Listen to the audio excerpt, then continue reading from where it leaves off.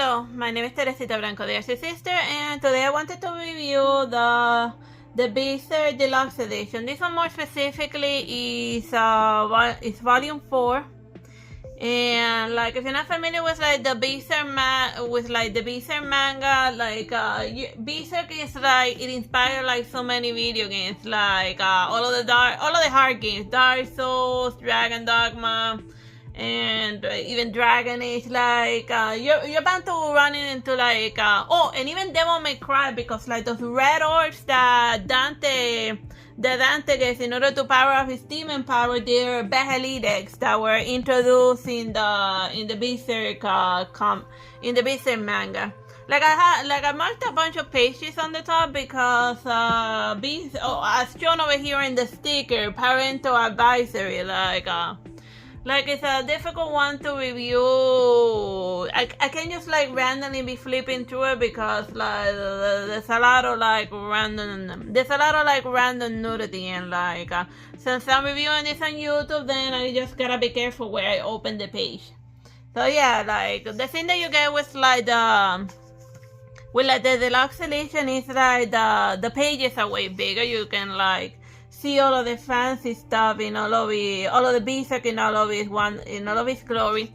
And this volume 4 in specific, it covers a good portion of the golden art, starting where Gus gets like a new fancy sword, but he hasn't gotten the sword yet. Heck, the only gray sword that you keep seeing in all of the From Software games originally belonged to Gus. And like, remember like the Naratorius? He's also inspired on Gus because the weird flippy sword move that he does, this guy Gus did it first in his manga, but that happens in later volumes. In this one, he's not gonna be doing a lot of flippity fluff.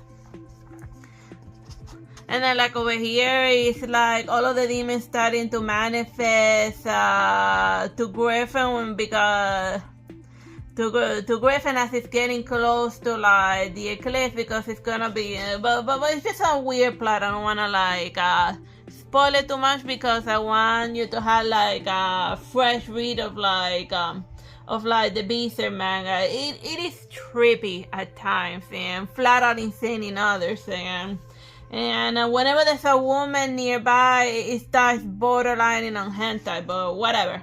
It's an evil. It just that it follows like the world's logic, that it's a terrible time period and it's full of demons and stuff, and it's like the worst time in the history of mankind to be a woman.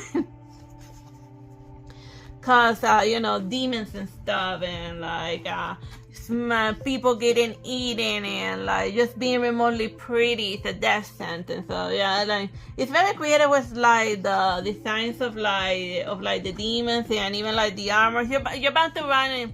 Heck, I think even this guy on horseback, as in shown in the flashback, he can make seem familiar to you, cause like in Elden Ring they had a lot of like guys in like fancy horseback fighting type of things. But yeah, like Dark Souls and Elden Ring and From Software, they draw heavily inspiration from the BERSERK manga. Well, if you're gonna get inspired by someone, inspired by like the best. So yeah. And then let's keep going now. Let's be careful where I open the page. Oh yeah, and then here's one of the typical battles. But over here, him trying out his new sword. He did like a jump set, and then he cut through the heads of like four different fellows. So his new sword is good. It's good for like fighting regular humans, but the sword that he wanted was one that could help him slay demons. But as with everything, he first gotta master one sword and increase his scale weight before he can get around to like fighting stronger creatures. Because like a good way to read BERSERK would be you can read the manga in two different ways. You can like start at the beginning or where he's Gus hanging out with his fairy. So even at the beginning, it's a little bit of a parody of the Legend of Zelda. or you can start with the Golden Arc and then you go back to and then after he leaves Cascalon, then you can go back and read the beginning volumes, and then you jump back into like the present things, so you can read it chronologically. But as with everything, you can read it in whichever order you want. So then here's like the first demon, one of the first demon boss of like this, or like this volume. And like funny, like a lot of demons, even in their human forms, they're still kind of animal-like, because like his face is very similar to like the psychotic horse that he's riding, who's possibly also a demon. And yes, they are demon horses.